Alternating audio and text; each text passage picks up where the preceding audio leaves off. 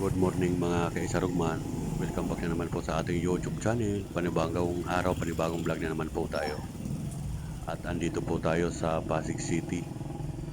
Dito po sa may bahay ng mga Diskaya. At napasugod po tayo dito sa bahay ng mga Diskaya dahil sa mga nakikita natin ng mga vlog ng ating mga kasamahan na binablog po nila ito. At nung nakarang linggo ay nakita po natin na sinugod po itong bahay ng mga Diskaya at pinagbabato ng ating mga kababayan na inilabas po ang kanilang mga hinahing dahil sa korupsyon. At dito nga po sa mga Diskaya ay ito po ay pinagbabato at sinulatan ng magnanakaw. Yes po mga kababayan. Hindi na po siguro napigil ng ating mga kababayan na inilabas ang kanilang mga hinahing dahil maraming naghihirap, maraming walang makain, maraming binabaha. Dahil may pundong nakalaan po sana para sa flood control, ay wala naman pinagawa or may pinagawa po kaya lang madaling nasira dahil sa kakulangan po ng mga materialis. Tinipid at yung ibang budget ay ninakaw, ibinulsa. At lingid po sa kalaman ng bawat isa ay viral po itong mag-asawang Diskaya dahil mula sa Senado ay sila po ay iniimbestigahan na kung sinong mga kasabwat na mga korupsyon na mga magnanakaw. At yun nga po mga kaisarugman, alam po ng bawat isa dahil napapanood po natin sa TV, sa mga social media, kung sino po yung mga sangkot sa mga nakawan, korupsyon. Dahil sa mga taong ganito na sobrang ganit, sobrang kasakiman. Kaya hindi po mapigil ng taong bayan na mailabas ang kanilang galit at puot sa dibdib. Kaya pinagbabato po ang mga Diskaya ang kanilang bahay dito sa Pasig. At maraming mga naniniwala na hindi lamang ang mga Diskaya ang kasabwat dito. Marami pang mga matataas sa kanila at may mga koneksyon sa mga politiko na may mga sangkot po talaga. Talagang yung mga taong walang mga kapusugan, walang kumbagay hindi makontento. Okay lang sana mga guys kung sa kanila ay galing sa hirap nila at pawis. Wala masawang magpayaman. Basta ito'y galing sa puhunan mo, galing sa pawis, at galing sa marangal. Pero yung nanakawin at ibubulsa ay sa pundo ng bayan. Tayong mga mahihirap galing po sa atin sa pagbubuwis po natin. Yan. Na nakalaan po sana para sa flood control na maibsan ang baha. Pero anong mga ginawa ng mga taong ito? Walang ginawa kundi magnakaw ng magnakaw, magpakabusog at walang ibang iniintindi kundi pamilya nila, sariling angkan o kaya mga sila-sila. Hindi man lang nila inisip yung magiging resulta at epekto sa ating mga kababayan, lalo na yung binabaha. Kaya kung mapapanood yung mga guys, kaunting ulan, binabaha dahil sa kasiraan at walang kontrol na daloy ng agos ng tubig na galing sa baha. Kaya tingnan mo dito sa Maynila, kaunting ulan, baha. Dahil yung ibang mga pundo sana na dapat ipapagawa ng mga drainage, flood control, ay ninakaw. Kaya grabe talaga ang galit ng taong bayan, sukdulan na ang kanilang nararamdaman. Dahil maraming mga nagugutom, walang makain, walang matirahan. Pero itong mga to, kapag maglustay ng pera, lalo na yung si, yung napanood natin na si Alcantara, ay napakalaki pala yung pinapatalo sa casino. Grabe. Balewala yung halaga na pinapatalo dahil siyempre hindi sa kanya. Hindi galing sa bulsa niya mga kaisarugman. Kaya grabe talaga ang galit ng ating mga kababayan. At tingnan nyo naman yung bahay ng mga diskaya guys. Mula dito sa dulo hanggang dito sa may harapan at kabilaan ay sa mga diskaya pala ito. Yan po. Yan ang pangalan ng ano nila, St. Gerard Contraction. Grabe.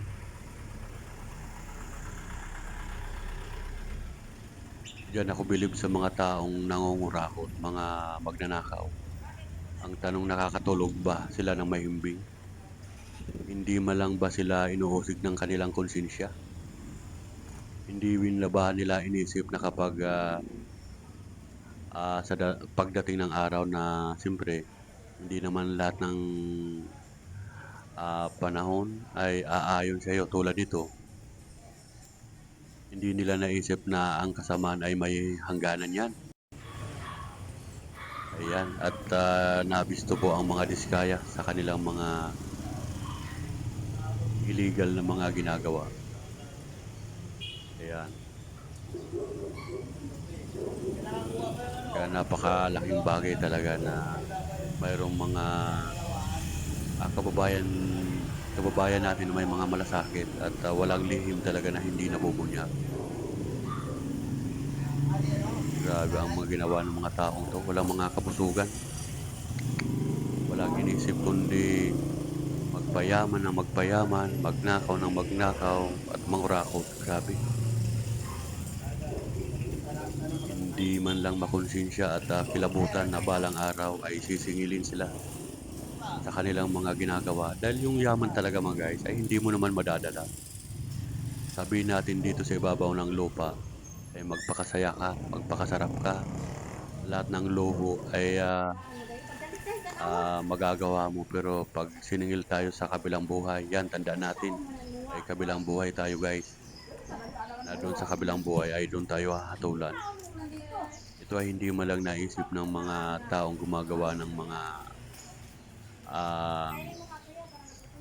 nakaw, mga pag ano sa mga kapwa. Yung iba ay dahil lang sa nakawan, may pinapatay, may mga sinasalvage, kung ano-anong mga krimen yung mga ginagawa. Dahil lang sa kanilang mga pansariling interes na walang ginawa kundi magpakayaman. Pero ang pundo ng taong bayan ay yun ang ginagamit nila, yun ang mga ninanakaw.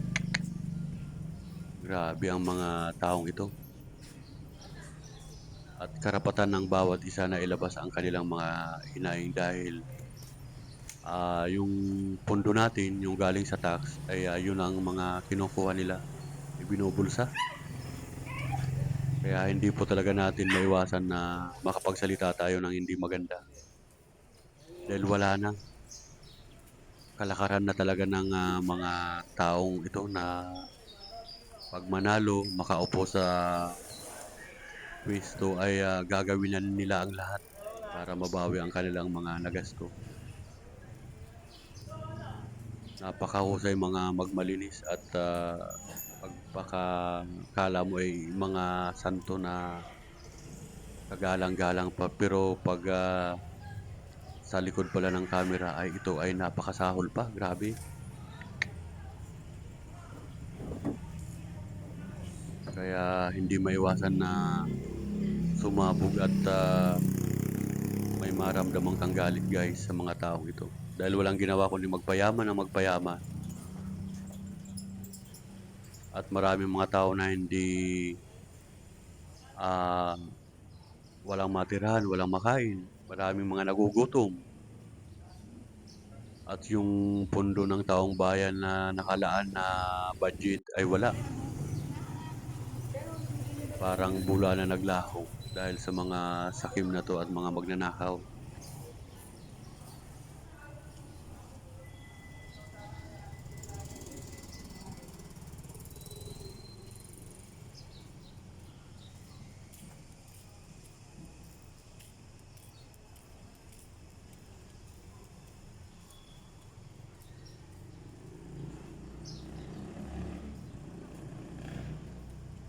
Ayan mga guys ang bahay ng mga Diskaya dito sa Pasig.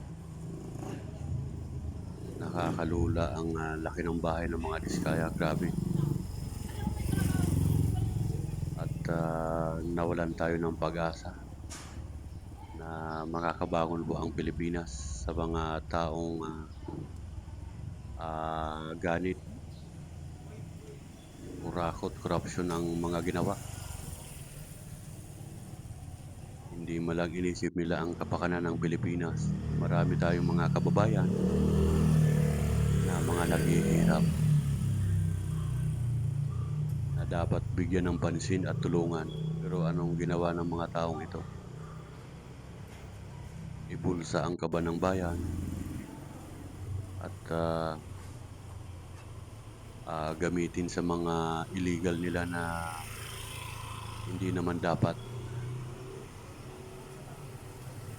Grabe na nawawalan tayo ng pag-asa at tiwala mga kaisarog sa mga kandidato, mga politiko na iniluklok natin sa pwesto para sila yung magsilbi na taga-usig sa mga taong gumagawa ng mga krimen karahasan. Pero anong nangyayari? Parang pinapaikot-ikot lang po ang sambayan ng Pilipinas. Yan, tayong mga taong bayan. Kapag sangkot ang mayayaman ay maraming mga due process yung mga ginagawa. May sinusunod silang mga SOP. Pero pag tayo na yung mahihirap na sangkot sa mga krimen na minsan hindi mo naman ginawa, ituro ka lang agad-agad.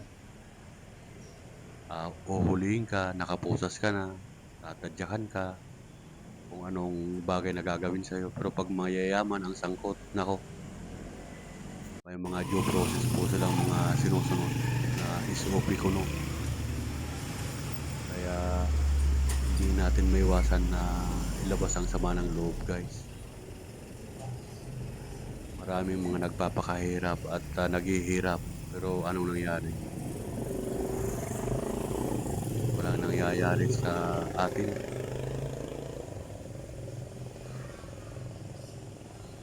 Ito po yung kabuuan ng bahay ni Diskaya dito sa labas. Kabilaan po yan, no? Grabe. Nakakalulang yaman ng mga Diskaya na sinugod ng ating mga kababayan at nagrally dito na pinagbabato, nilagyan ng magnanakaw ang gate at ano pang mga isinigaw ng ating mga kababayan na sama ng loob. Grabe.